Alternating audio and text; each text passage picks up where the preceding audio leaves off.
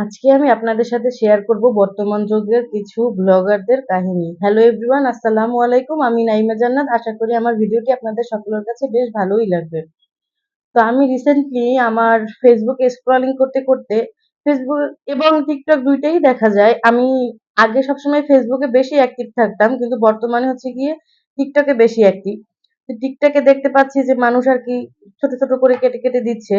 তো একজন ব্লগার যে কিনা ভিডিও করছে, আবার সে বলতেছে যে আমার ভিডিও টাকায় চলা লাগবে না, আমার ভিডিও দিয়া আপনারা যদি কেউ নাও দেখেন তাও আমার কিছু হবে না। আবার পাবলিককে উল্টাপাল্টা গালি দেয়, খারাপ ব্যবহার করে। আমার কথা হচ্ছে গিয়ে একজন ব্যবসায়ী যখন ব্যবসা করে, তার মেইন হচ্ছে গিয়ে তার কাস্টমার। কাস্টমারদের সাথে যদি সে খারাপ ব্যবহার করে তাহলে কি সে তার কাস্টমার পাবে? আর এই যে মানুষগুলা ব্লগিং করে আবার বলতেছে আপনারা যদি আমার ভিডিও না দেখেন, আমার মানে উল্টোপাল্টা মুখ দিয়া হাবিজাবি গালি দেয়, তাহলে আমার কিছুই হবে না, এরকম না ওরকম না, কে বলছে আপনাদেরকে দেখতে, আপনারা এইটা মানে মানে এত বাজে বাজে কথা বলে যেগুলা মানে বলার বাহিরে। কিন্তু তুমি ভিডিও তাহলে কাকে দেখাইতে আসছো? তোমার ভিডিও যদি মানুষ না দেখলে তোমার কিছুই না হয়, পাবলিককে যদি উল্টোপাল্টা বকা দাও, তাহলে তোমার ভিডিও তুমি কার উদ্দেশ্যে ছাড়তেছো? পেজ একটা গেলে পাঁচটা বানানো যাবে, পেজ বানাইলেই পাবলিক নাকি হামলা দিয়ে পড়বে। পাবলিক যেরকম একজন মানুষকে উপরেও উঠাইতে পারে, পাবলিক কিন্তু নামাইতেও পারে।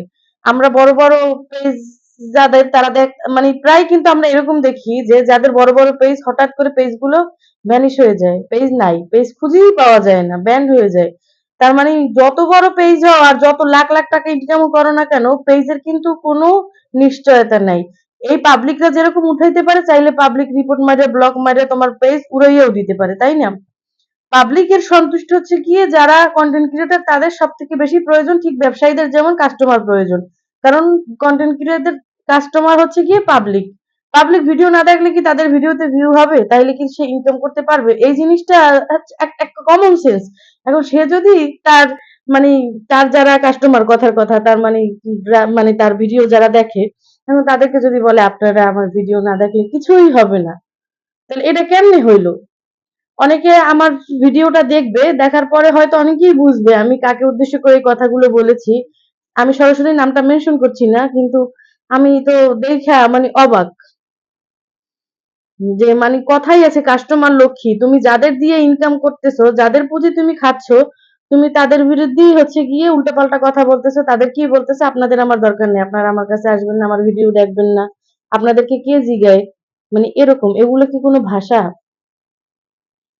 মানুষ, কন্টেন্ট ক্রিয়েটররা অনেকে আছে ৩ মাসেও অনেক বেশি জনপ্রিয়তা অর্জন করে। আমাদের অনলাইন জগতে যারা কন্টেন্ট ক্রিয়েটর, তাদের মূলত ব্যবহারের উপরে হচ্ছে গিয়ে তার পাবলিক তাদের ভিডিও দেখে, তাদের ফলোয়ার্স বাড়ে। একটা মানুষের ব্যক্তিত্ব, ব্যবহার এগুলোর উপরে। তার ব্যক্তিত্বটাই যদি